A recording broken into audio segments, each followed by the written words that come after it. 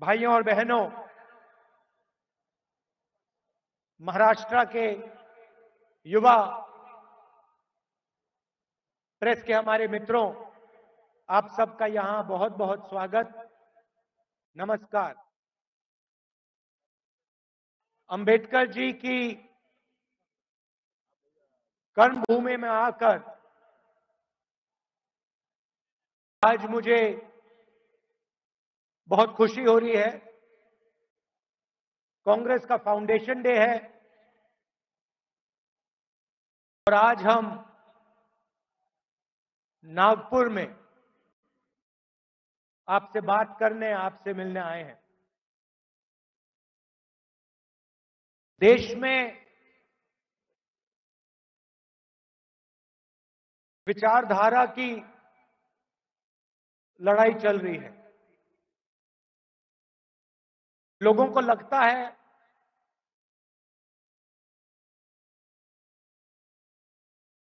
राजनीतिक लड़ाई है, सत्ता की लड़ाई है। वो है,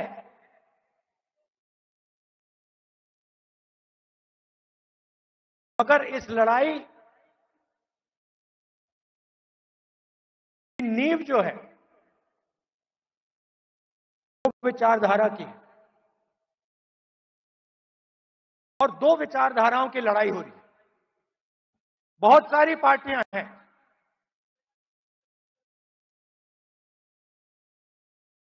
एनडीए में है, इंडिया अलायंस में है,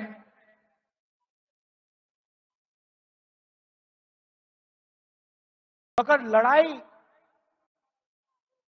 दो विचारधाराओं के बीच में है।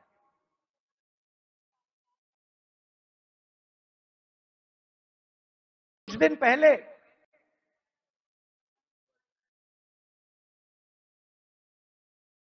बीजेपी का एमपी मुझे लोकसभा में मिला। बहुत सारे बीजेपी के एमपी पहले कांग्रेस पार्टी में हुआ करते थे, ये भी कांग्रेस पार्टी में था।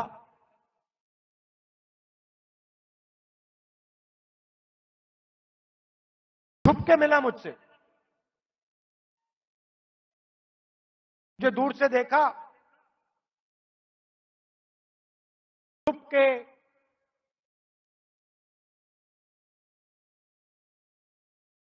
घर से, राहुल जी आपसे बात करनी है।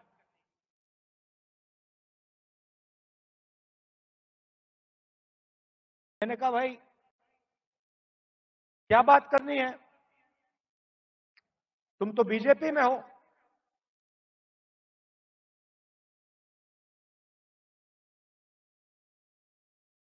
और फिर उसके चेहरे पे थोड़ी सी टेंशन दिख रही थी।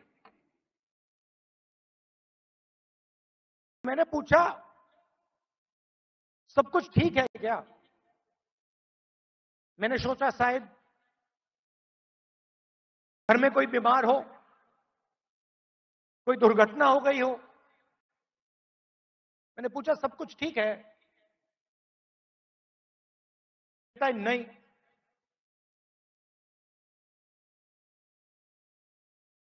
क्या हुआ?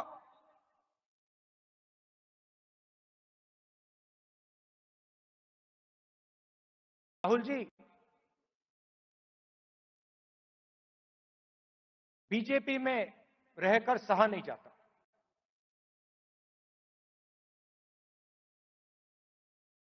मैं हूं बीजेपी में,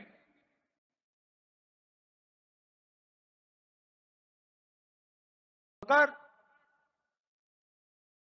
दिल मेरा कांग्रेस में है।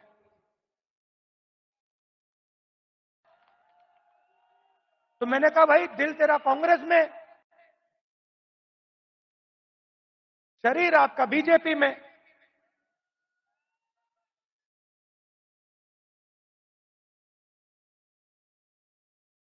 मतलब दिल शरीर को कांग्रेस में लाने से डर रहा है, यही हो सकता है।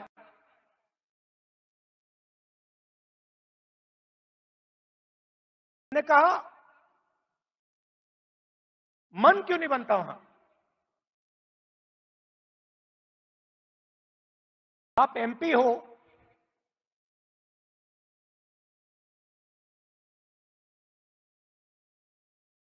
आप मुझे हिंट दे रहे हो, मन क्यों नहीं बनता?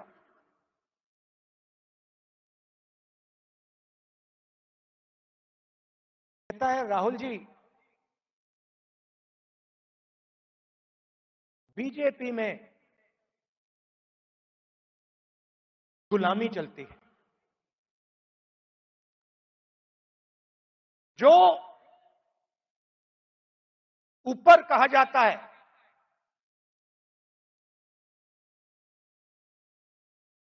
वो बिना सोचे समझे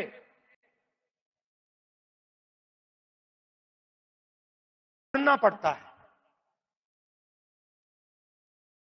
हमारी कोई सुनता नहीं। ऊपर से ऑर्डर आता है, मतलब जैसे पहले राजा ऑर्डर देते थे,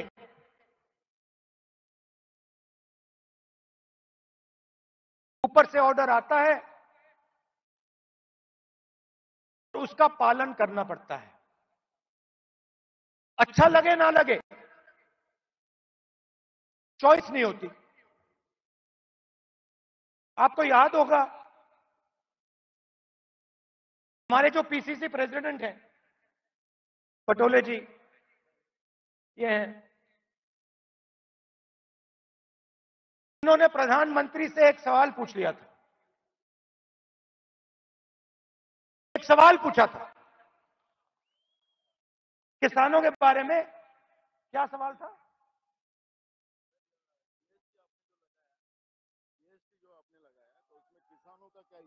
हाँ, तो सिर्फ एक सवाल पूछा। सवाल था जीएसटी जो आपने लगाया उसमें किसानों का क्या हिस्सा होगा। मोदी जी को सवाल अच्छा नहीं लगा, पटोले जी आउट हो गए। तो उनकी विचारधारा राजाओं की विचारधारा है, किसी की सुननी नहीं।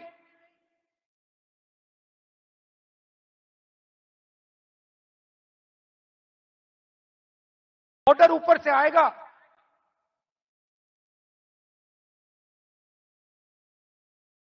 आपको ऑर्डर का पालन करना पड़ेगा।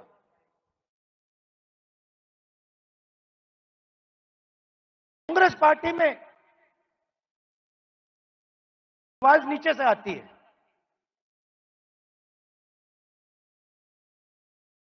हमारा छोटा सा छोटा कार्यकर्ता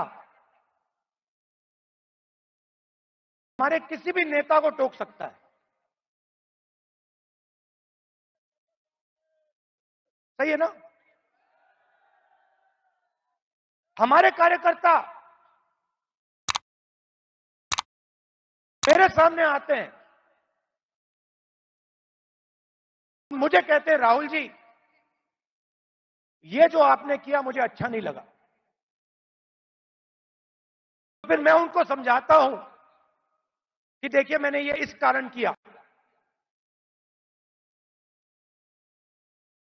मैं उनकी सुनता हूं। उनकी जो आवाज है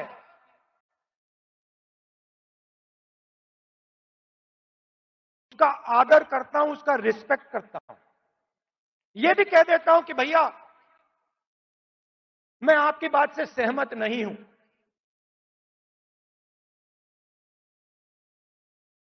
मगर उसकी आवाज सुनता हूं।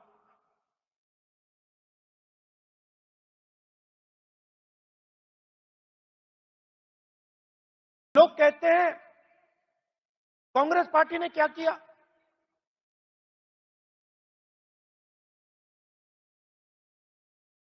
आजादी से पहले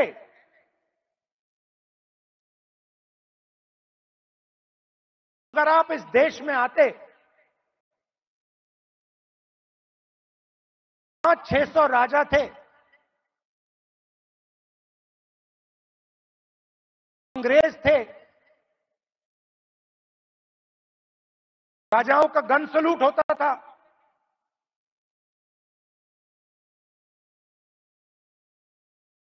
किसी को 19 तोपों का सलूट होता था, किसी को 21 तोपों का सलूट होता था।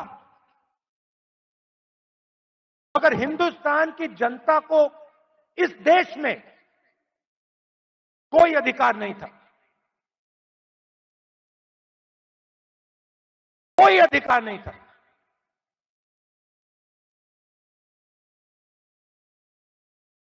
गरीब व्यक्ति की जमीन अगर राजा को अच्छी लगी, 1 सेकंड में उसको ले जा सकता था। ये सारे के सारे अधिकार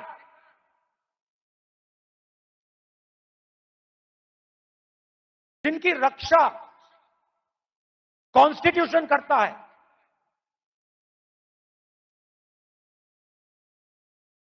तो अंबेडकर जी ने, गांधी जी ने, नेहरू जी ने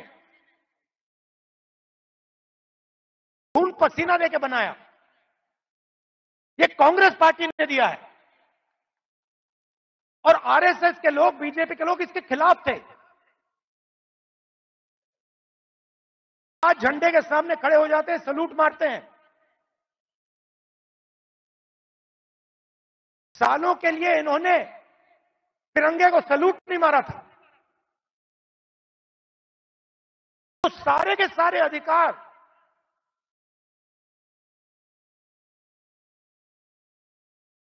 कॉन्स्टिट्यूशन से मिलते हैं।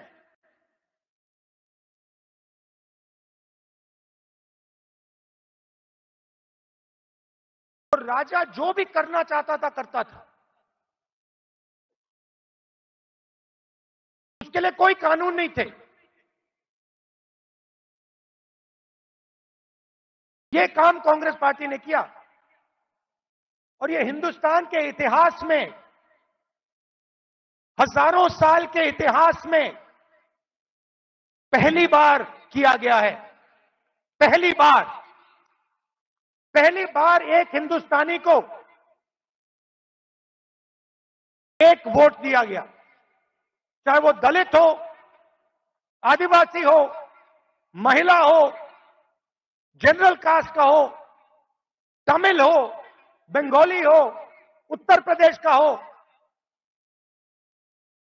हिंदुस्तान के हर नागरिक को कॉन्स्टिट्यूशन एक वोट देता है।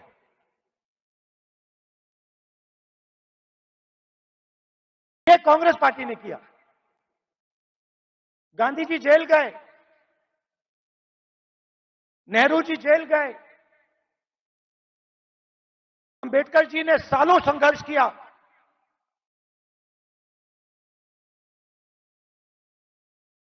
ये कांग्रेस पार्टी ने, अंबेडकर जी ने, सबने मिलकर दिया है। हमारी विचारधारा कहती है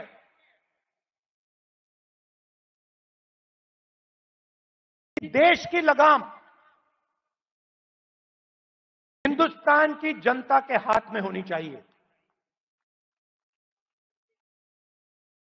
और देश को जैसे पहले राजा चलाते थे,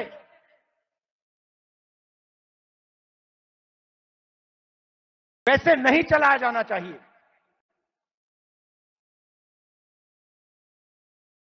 हम जनशक्ति की बात करते हैं, लोक शक्ति की बात करते हैं। आप हमारे सारे के सारे कानून देखिए, आजादी की लड़ाई देश की जनता ने लड़ी थी, राजा महाराजाओं ने नहीं लड़ी थी। उनकी पार्टनरशिप थी अंग्रेजों के साथ। लोग भूल जाते हैं लोग सोचते हैं कि आजादी की लड़ाई सिर्फ अंग्रेजों के खिलाफ थी।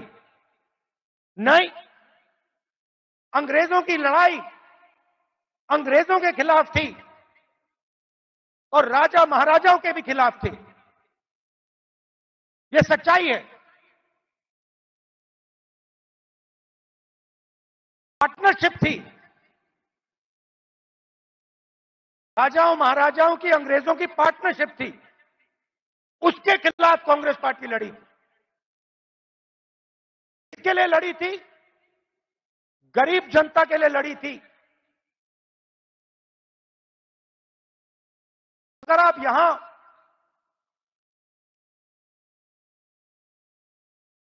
70 उससे पहले, इंडिपेंडेंस से पहले आप यहां आते,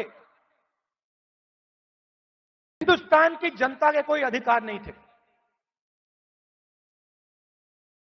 महिलाओं के कोई अधिकार नहीं थे, दलितों को छुआ नहीं जाता था। यह आरएसएस की विचारधारा है। यह हमने बदला है और एक बार फिर यह हिंदुस्तान को वापस ले जाना चाह रहे हैं। जो आजादी से पहले था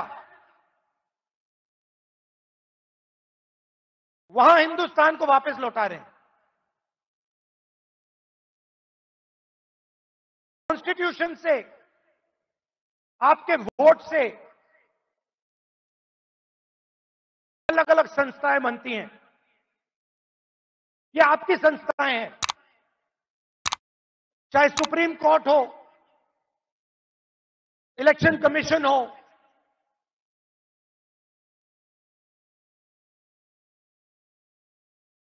ये आपकी संस्थाएं हैं। सारे के सारे इंस्टीट्यूशंस पर ये कब्जा कर रहे हैं। आप हिंदुस्तान की सारी यूनिवर्सिटी देख लीजिए, सारे के सारे वाइस चांसलर आज एक संगठन के हैं। उनको आता होता कुछ है नहीं, कुछ नहीं आता उनको। हिंदुस्तान के वाइस चांसलर आज मेरिट पे नहीं बनते हैं। हिंदुस्तान के वाइस चांसलर आज अगर एक संगठन में है बन सकते हैं। तो सारे के सारे जो इंस्टीट्यूशंस हैं जिससे आपकी आवाज की रक्षा होती है, जिससे आप देश को चलाते हो, इन सब का ये कब्जा कर रहे हैं। मीडिया को देख लीजिए, कहा जाता था कि मीडिया लोकतंत्र के रखवाले हैं। मैं आपसे पूछता हूं, क्या आपको लगता है कि आज हिंदुस्तान का मीडिया लोकतंत्र की रक्षा कर रहा है? सुन लीजिए,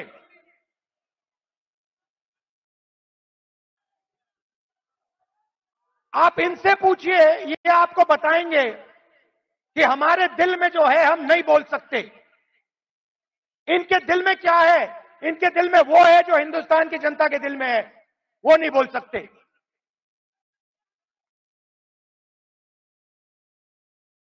सारी की सारी संस्थाएं कब्जा कर दिया मीडिया प्रेशर में। सीबीआई का प्रेशर है, ये देखो ईडी का प्रेशर है।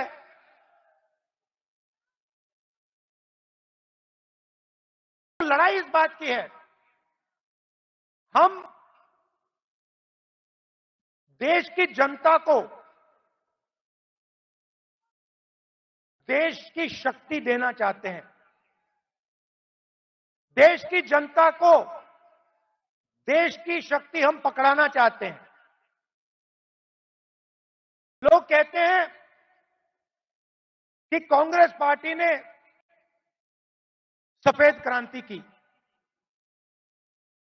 हमने सफेद क्रांति में मदद की,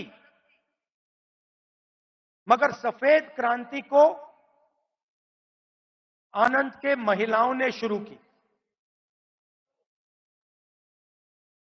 सफेद क्रांति हिंदुस्तान की नारी शक्ति ने की। हरी क्रांति देश के किसानों ने की। किसानों की शक्ति ने हरी क्रांति की।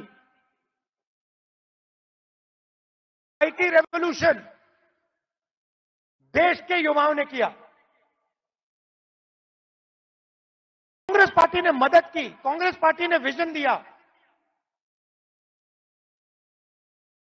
मगर आईटी रेवोल्यूशन हमारे युवाओं ने किया। अब मैं आपसे पूछना चाहता हूं कि पिछले 10 साल में नरेंद्र मोदी जी ने कितने लोगों को रोजगार दिया है?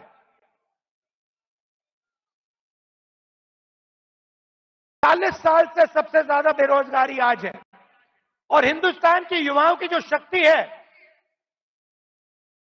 करोड़ों युवाओं की जो शक्ति है, वो जाया हो रही है। आजकल हिंदुस्तान का युवा जॉब नहीं करता है। आजकल हिंदुस्तान का युवा 7-8 घंटे मोबाइल फोन पे कभी इंस्टाग्राम देखेगा, कभी फेसबुक देखेगा। ये सच्चाई है हिंदुस्तान की, और उसकी शक्ति जाया हो रही है।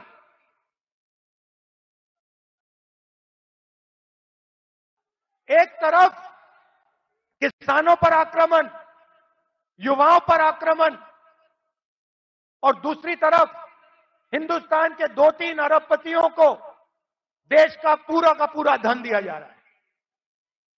यह सच्चाई है।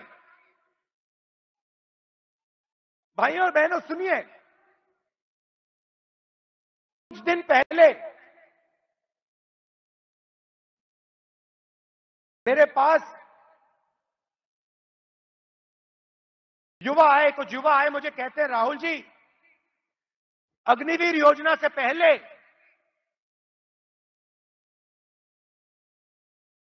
मैं आर्मी में ले लिया गया था।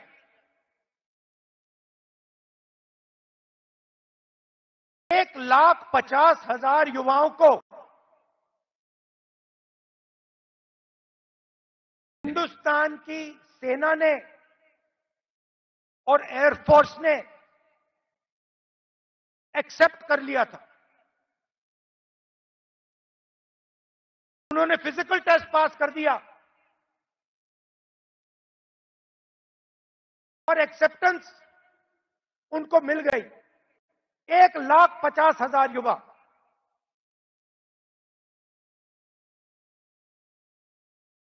मोदी सरकार ने अग्निवीर योजना लागू की और 1,50,000 युवाओं को उन्होंने आर्मी में, एयरफोर्स में नहीं आने दिया।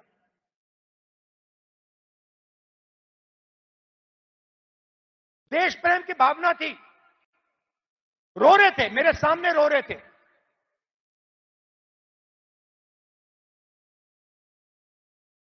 आंसू आ रहे थे, कह रहे थे, सरकार ने हमारी जिंदगी बर्बाद कर दी है, जिंदगी खत्म कर दी, हमारा मजाक उड़ाया जाता है। गांव में हमें झूठे सैनिक कहा जाता है।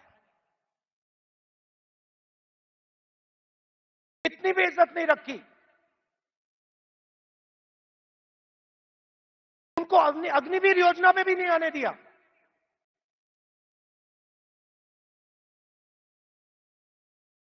बाहर उठा के फेंक दिया। फिर कहते हैं हम देशभक्त हैं।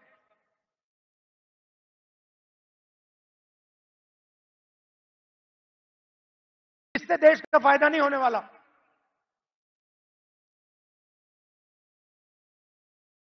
और पूरा का पूरा फायदा, देश का धन चुने हुए लोगों के हाथ में जाता है।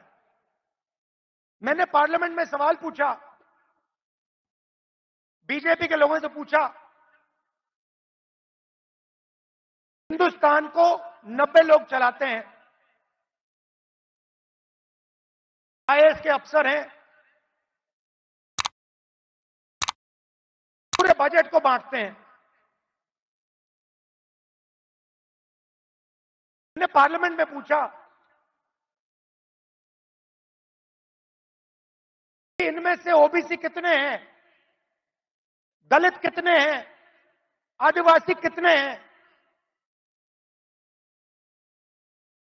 बीजेपी के लोग चुप हो गए। ओबीसी की कम से कम 50% आबादी है, दलितों की 15% आबादी है, आदिवासियों की तकरीबन 12% आबादी है।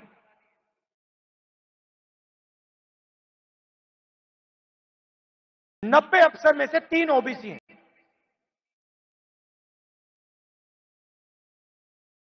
ऐसी ओबीसी सरकार चल रही है, उनको कोने में बैठा देते हैं, छोटे छोटे डिपार्टमेंट पकड़ा देते हैं,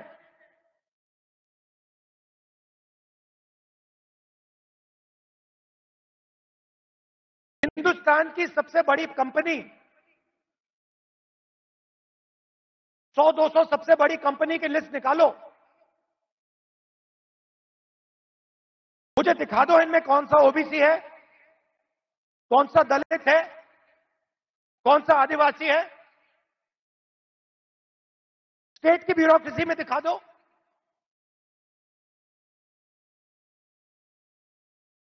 आबादी आपकी 50%,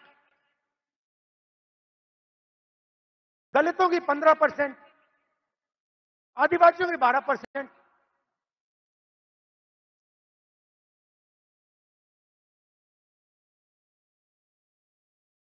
भागीदारी आपकी कहीं भी नहीं।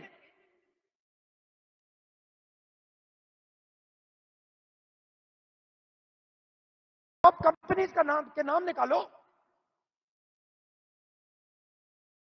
और मुझे दिखा दो इन कंपनियों में ओबीसी कहां बैठा हुआ है, दलित कहां बैठा है, आदिवासी कहां बैठा है।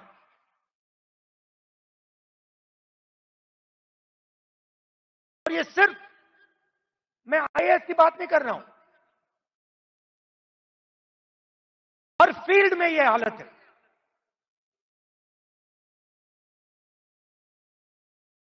मैंने सवाल पूछा, मैंने कहा देखिए जाति जनगणना होनी चाहिए,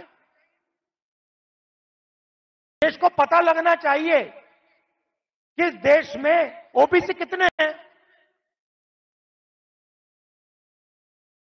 उसके बाद नरेंद्र मोदी जी के भाषण बदल जाते हैं।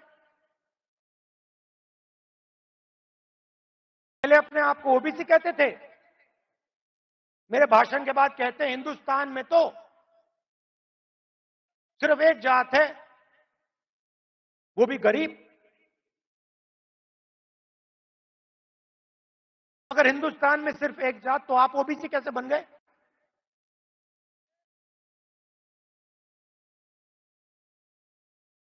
तो हमने निर्णय ले रखा है, जैसे ही हमारी सरकार आएगी, दिल्ली में आएगी, हम जाति जनगणना आपके लिए करके दिखा देंगे।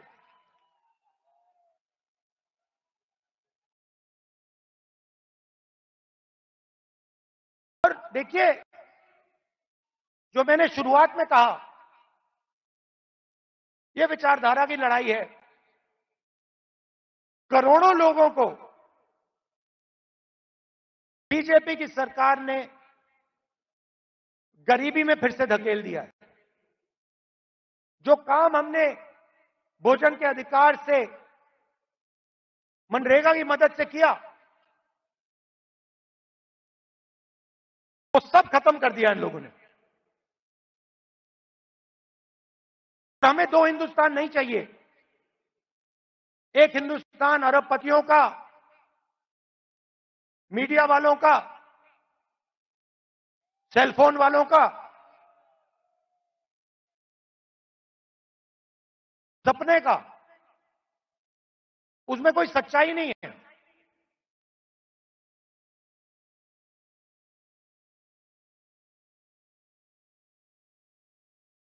हिंदुस्तान के युवा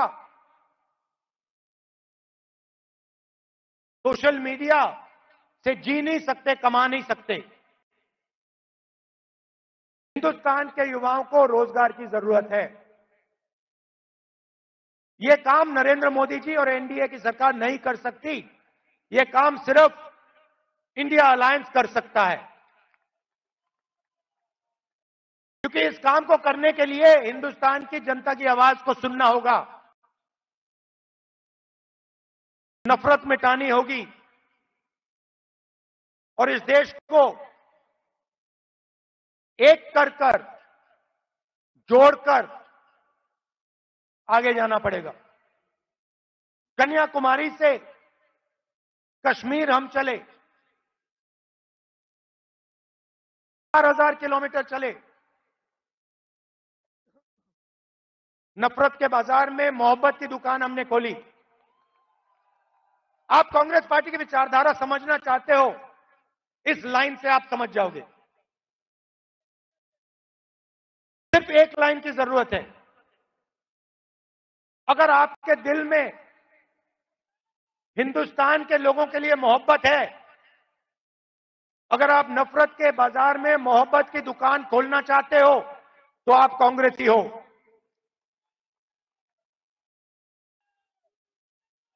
मैं कांग्रेस पार्टी के कार्यकर्ताओं से आखिरी बात बोलना चाहता हूं। देखिए, ये जो पार्टी है, और महाराष्ट्र के कार्यकर्ताओं से खासतौर से बोलना चाहता हूं, क्योंकि आप स्पेशल हो। मैं महाराष्ट्र में चला, मैं जब भारत जोड़ो यात्रा में चल रहा था, जैसे ही मैं महाराष्ट्र के अंदर आया, मैंने सोचा कि देखो, ये कांग्रेस की जमीन है, ये कांग्रेसियों की जमीन है। इस जमीन में लोगों को कांग्रेस की विचारधारा बिना समझाए समझ आ जाती है। अगर हमारी लड़ाई शुरू हुई तो महाराष्ट्र से हुई थी, इसलिए हम यहां नागपुर में आए हैं आपसे बात करने। तो आप बब्बर शेर हो, आपको किसी से नहीं डरना। आप नहीं डरते हो, आप बब्बर शेर हो, और आपकी विचारधारा की लड़ाई है, आपके दिल की लड़ाई है। और आप और हम मिलकर, आप और हम मिलकर महाराष्ट्र में और पूरे हिंदुस्तान में चुनाव जीतने जा रहे हैं। आप सबका दिल से बहुत बहुत धन्यवाद। नमस्कार, जय हिंद। राजकारणातील प्रत्येक अचूक बातमीचे सर्वात आधी अपडेट्स मिळवण्यासाठी सरकारनामाच्या सर्व सोशल मीडिया प्लॅटफॉर्मला लाईक, फॉलो आणि सबस्क्राइब करा। तसंच सर्व नोटिफिकेशनसाठी बेल आयकॉन प्रेस करायला विसरू नका।